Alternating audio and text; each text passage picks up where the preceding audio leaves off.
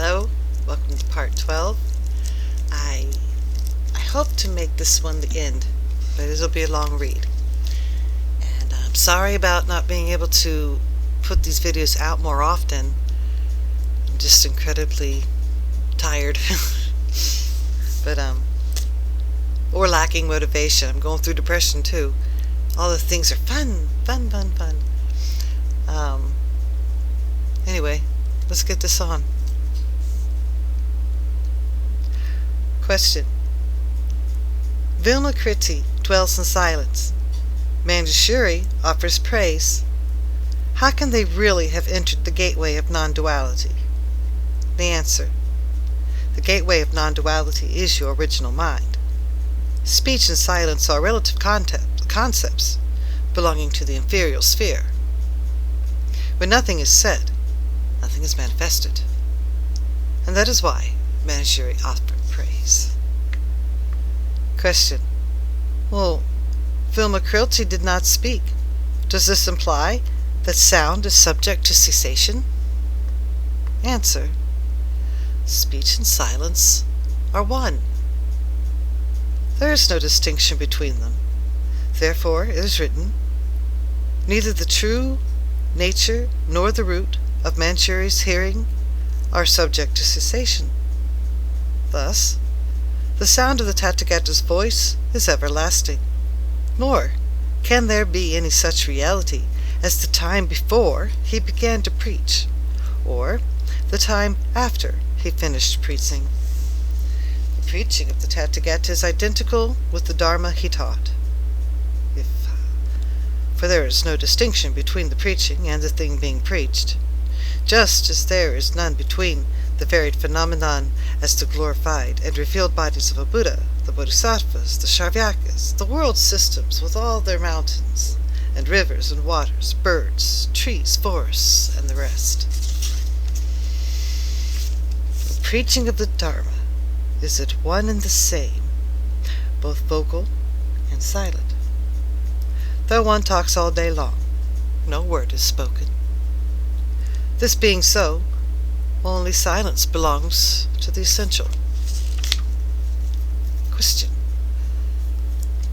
Is it true that the Sharvyakas can only merge their forms into the formless sphere, which still belongs to the transitory triple world, and that they are incapable of losing themselves utterly in Bodhi? Answer. Yes. Form implies matter.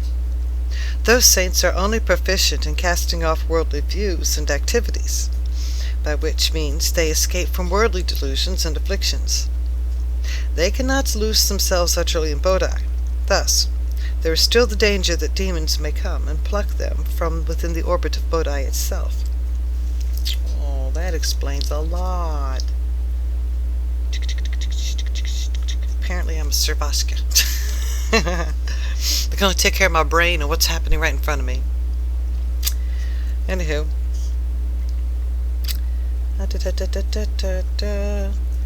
Aloofly seated in their forest dwellings, they perceive the Bodhi mind, but vaguely. Whereas those who are vowed to become bodhisattvas, and who are already within the Bodhi of the three worlds, neither reject nor grasp at anything. Non-grasping, it were non-grasping, it were vain to seek them upon any plane. Non-rejecting, demons will strive in vain to find them. Nevertheless, with the merest desire to attach yourselves to this or that, a mental symbol is soon formed. Such symbols, in turn, giving rise to all those sacred writings, which lead you back to undergo the various kinds of rebirth. So, let your symbolic conception be that of a void. For then the wordless teaching of Zen will make itself apparent to you.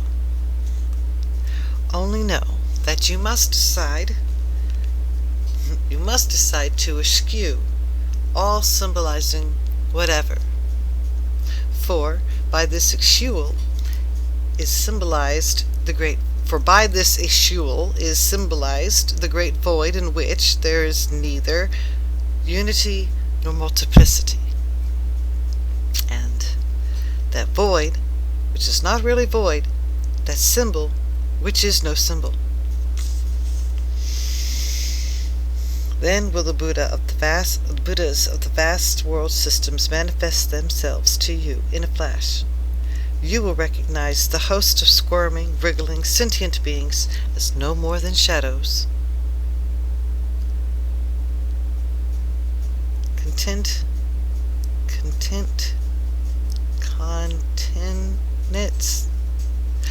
continents as innumerable as grains of sand will seem to you no more than a single drop in the great ocean.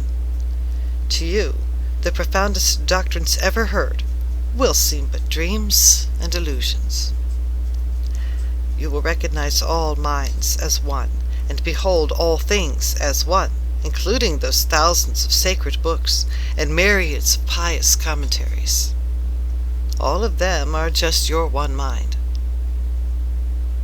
Could you but cease your groping after forms, all those true perceptions would be yours. Therefore it is written, within the thusness of the one mind, the various means to enlightenment are no more than showy ornamentation. Question. But what if in previous lives I have behaved like a Kaljara and slicing the limbs from living men? Answer. The holy sages tortured him by represent your own mind. The holy sages tortured by him who represent your own mind. Well, Kilaraja symbolized that part of you which goes out seeking. Such unkingly behavior is called lust for personal advantage. If you students of the way, without making any attempt to live virtuously, just want to make a study of everything you perceive, then how are you different from him? Not allowing your gaze to linger on a form, you wrench out the eyes of a sage, yourself. And when you linger upon a sound, you slice off the ears of a sage. Again, you. Thus it is with all your senses and cognition, for their varied perceptions are called slicers. Question. When we meet, all suffering with sage-like patience, and avoid all mind-slicing perceptions, that which suffers with resignation surely cannot be called the one mind, for that cannot be subject to the endurance of pain. Answer. You are one of those people who force the unbecoming into conceptual modes, such as the concept of patient suffering, or the concept of seeking nothing outside yourself. Thereby you do yourself violence. Question. Well, when the holy sages were dismembered, were they conscious of pain? And if, among them, there were no entities capable of suffering, who or what did suffer? Answer. If you are not suffering pain now, what is the point of chiming in like that?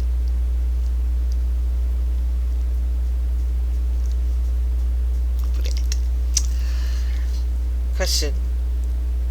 Did Dipamikara Buddha attain his intuition of reality with a single 500-year period or not?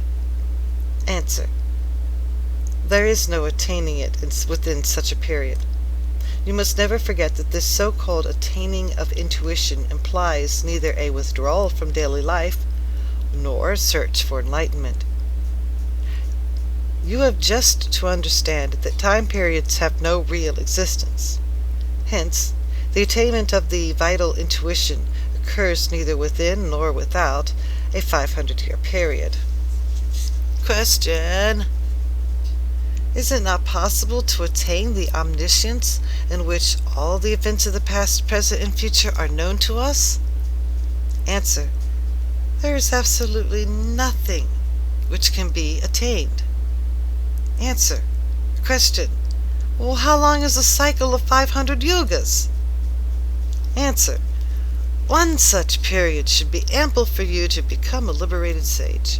For, when Dipamkara Buddha attained his intuitive knowledge of the Dharma, there was not really a grain of anything attainable. Question. Well, the sutras teach that the fettering of passions and illusions produced during millions of kalpas is a sufficient mean for obtaining the Dharmakaya, even without going through the stages of being monks. What does this mean? Answer. If you practice means of attaining enlightenment for 300 myriad eons, but without losing your belief in something really attainable, you will still be as many eons from your goal as there are grains of sand in the Ganges. If, by a direct perception of the Dharmakaya's true nature, you grasp it in a flash, you will have reached the highest goal taught in the three vehicles. Why? Because the belief that the Dharmakaya can be obtained belongs to the doctrines of those sects which do not understand the truth. Wow, that was fast.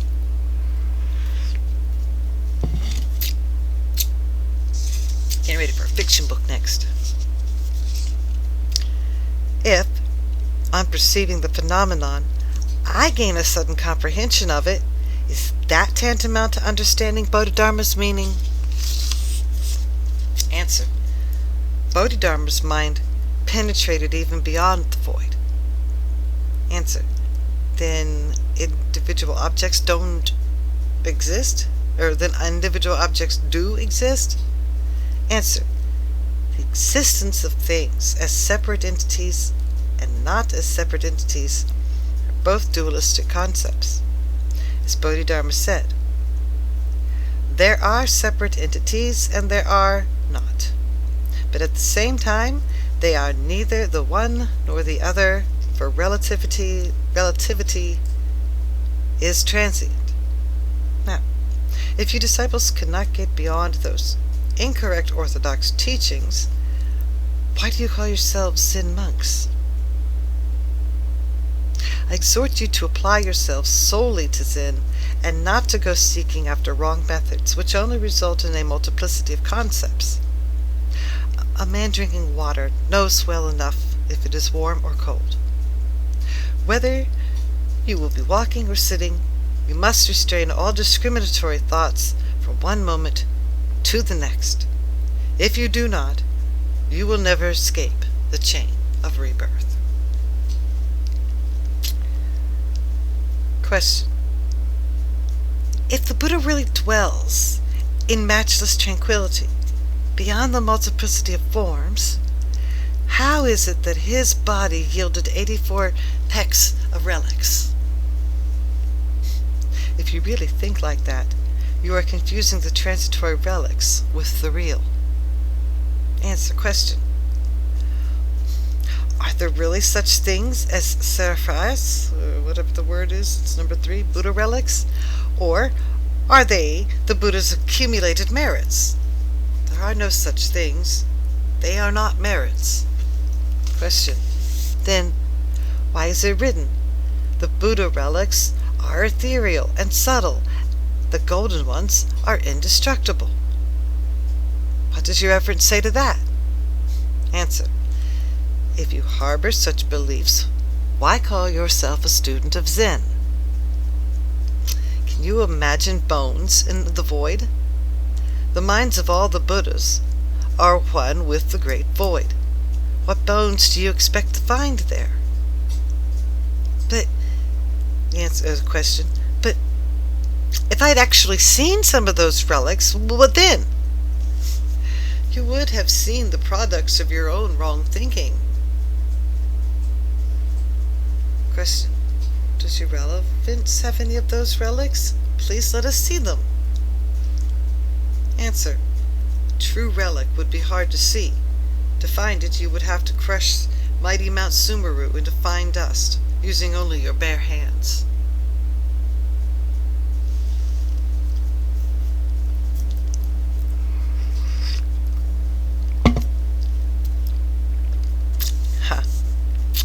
The Master said, only when your mind ceased dwelling upon anything whatsoever will you come to an understanding of the true way of Zen. I may express it thus. The way of the Buddhas flourishes in a mind utterly freed from conceptual thought processes, while discrimination between this and that gives birth to a legion of demons. I don't know how to actually express that sentence. I express it like this. The way of the Buddhas flourishes in a mind utterly freed from conceptual thought processes, while discrimination between this and that gives birth to a legion of demons. Finally, remember that from the first to the last, not even the smallest grain of anything perceptible has ever existed, or will ever exist. Question. To whom did the patriarch silently transmit the Dharma? Answer. No Dharma was transmitted to anybody. Like them apples. Question. Then why did the second patriarch ask Bodhidharma for the transmission of mind? Answer. If you hold that something was transmitted, you imply that the second patriarch reached mind by seeking, but no amount of seeking could ever lead to mind. So we talk only of transmitting mind to you.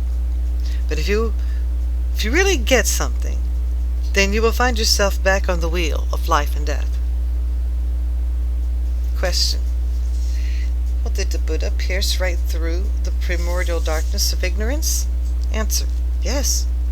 The primordial darkness is the sphere in which every Buddha achieves enlightenment. Thus, the very sphere in which karma arises may be called the Bodhi Mandala, a Bodhi Mandala. Every grain of matter, every appearance, is one with the eternal and immutable reality. Wherever your foot may fall, you are still within that sanctuary for enlightenment, though it is nothing perceptible. I assure you that the one who comprehends the truth of nothing to be attained is already seated in the sanctuary where he will gain his enlightenment. Is primordial ignorance bright or dark? Question.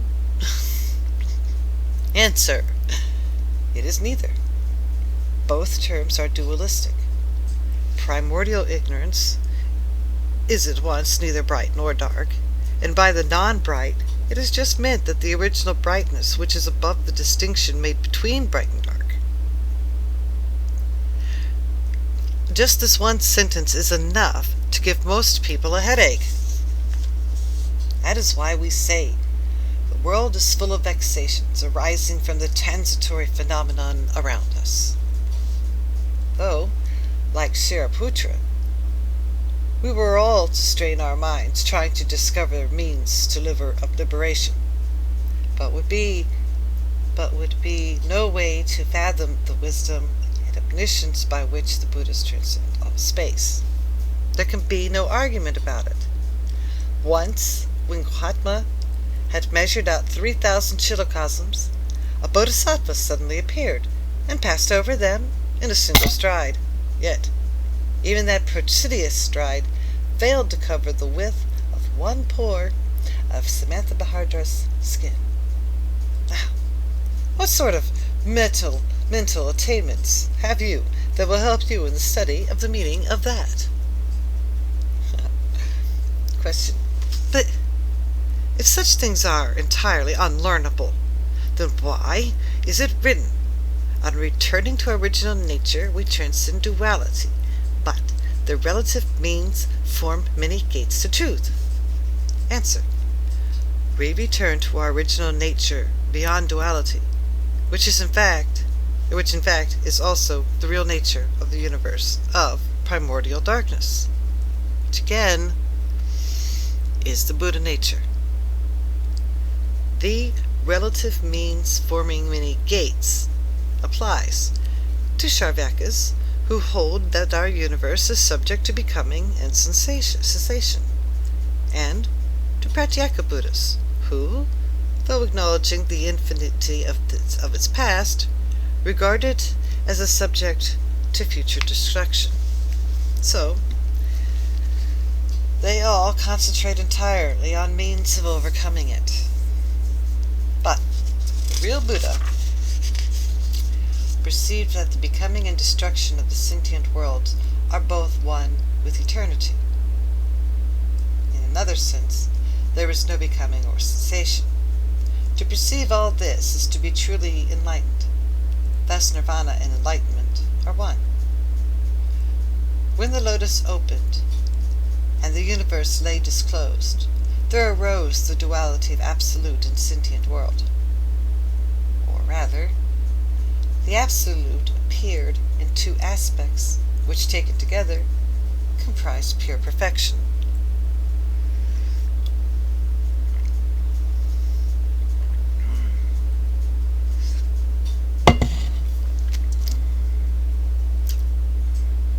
Tea is the best drink ever. After coffee. These aspects are unchanging reality and potential form. For the sentient beings, there are such pairs of opposites as becoming and cessation, together with all the others. Therefore, beware of clinging to one half of a pair. Those who, in their single-minded attempts to reach Buddhahood, detest the sentient world, thereby blaspheme all the Buddhas of the universe, well, the Buddhas, upon manifesting themselves in the world, seized dung shovels to rid themselves of all such rubbish as books containing metaphysics and sophistry. My advice to you is to rid yourself of all your previous ideas about study, and about studying mind, or perceiving it. When you are rid of them, you will no longer lose yourselves amid sophistries. Regard the process exactly as you would regard the shoveling of dung. Yes, my advice is to give up all indulgence in conceptual thought and intellectual processes. When such things no longer trouble you, you will unfailingly reach supreme enlightenment. On no account make a distinction between the absolute and the sentient world. As a real student of Tao Zen,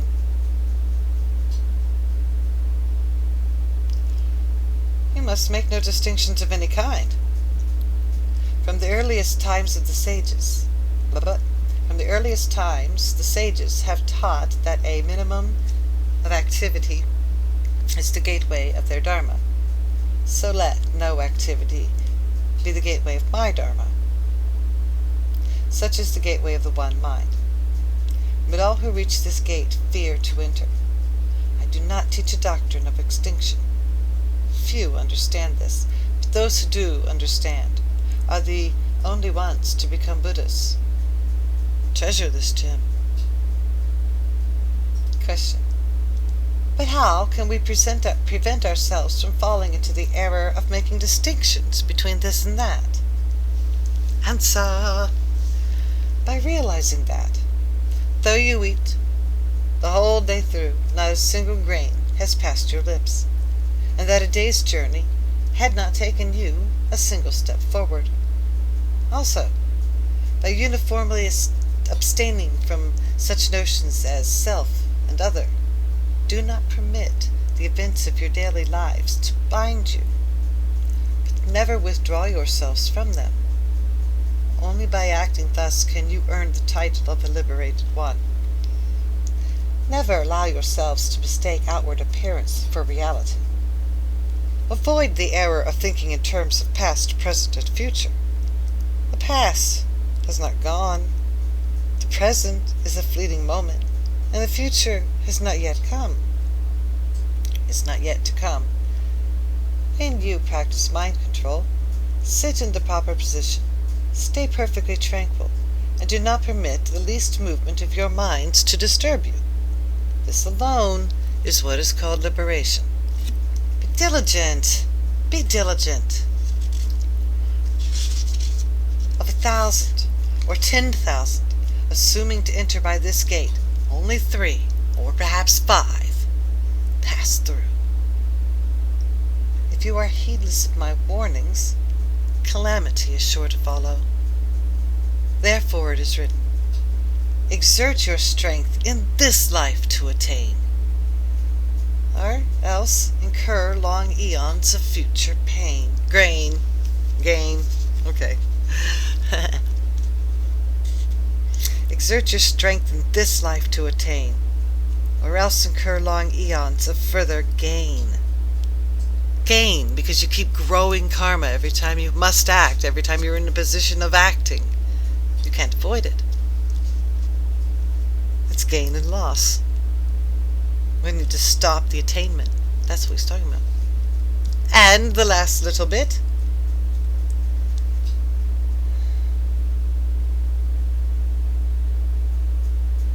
They always die at the end. The master passed away on this mountain during the Tai Chung reign, AD 847 through 859 of the Tang Dynasty. The Emperor San Song bestowed upon him the posthumous title of Zen Master who destroys all limitations. The memorial pagoda is known as the Tower of the Spacious Karma. Sorry. Sometimes I cry when I reach their death notice. Because words are very precious. They keep alive, and every time somebody dies, it feels like without understanding. The further away we get from understanding Dharma. But I mean, I know it's true yet not true, but it affects me emotionally every time. Alright. We'll be back with a fiction book soon, and love y'all.